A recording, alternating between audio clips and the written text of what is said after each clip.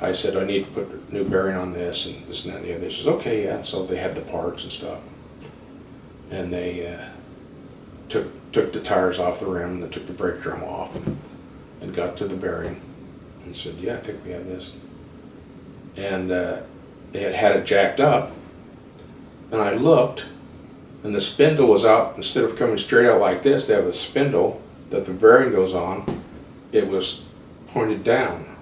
No, it was pointed up. It was pointed up. It had gotten so hot that the actual axle melted and the steel bent up because I had the big weights on it and everything. And so it was pointed up. And I said, oh.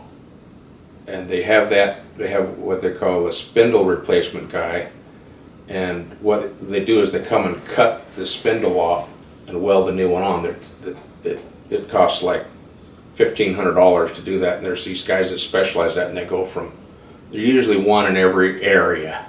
Like there used to be one in the Las Vegas Valley, and he would go for like 200 miles around. And I'd had him come to the shop before and replace spindles and stuff. So I knew how to get it fixed, and they said, oh yeah, we got a guy. And he called him, he says, oh, we can't do it for 2 days.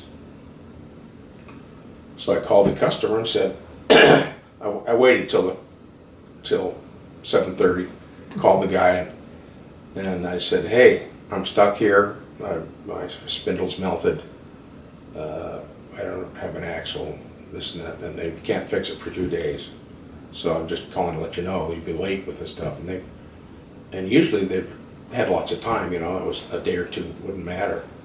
He says, oh, we've got someone flying in to certify those weights for the crane, and they have to be here before tomorrow morning. They have to be here this afternoon. He's got to come and inspect them.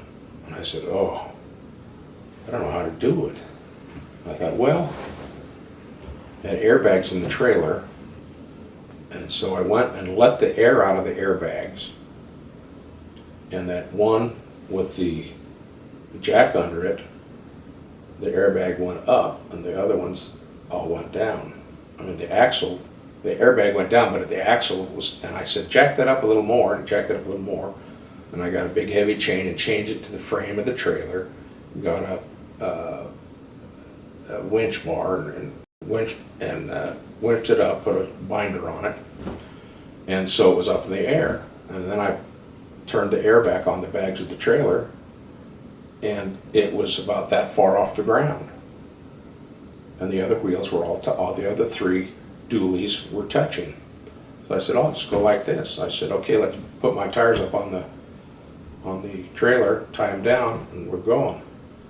And he says, well, okay, if you want to. I wouldn't recommend it. And I said, well, I know where I'm going, and there's 2 scale houses, but that's on the other side of the truck. They won't see that I'm missing this wheel over here.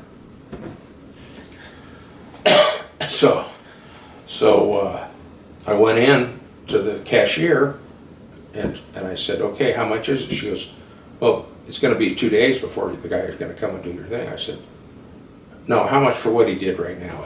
He took it apart and stuff, and I owe you something. And she goes, I said, we can't, I don't have a thing, I can't charge you anything because this job's not done, we have to wait till it's fixed. And I said, I'm not going to stay here. I'm not going to have you fix it. Just, I don't know how to, I said, bill me something or I'll just drive away. And so she got a bill for $55, and I paid the $55 bill, got in the truck, and drove on up. And I was going pretty slow. I probably didn't go over 50 miles an hour.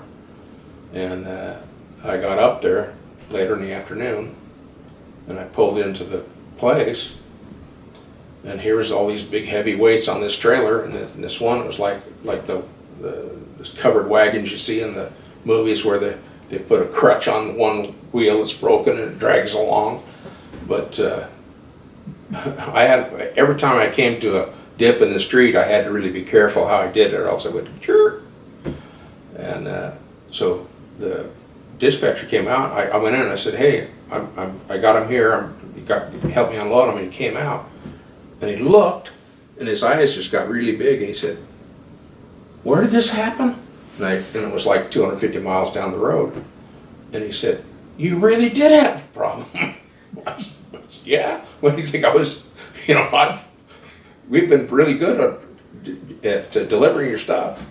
And we never had, Dean and we never had a problem getting any work from 'em. Any work they had to do, they would call us first.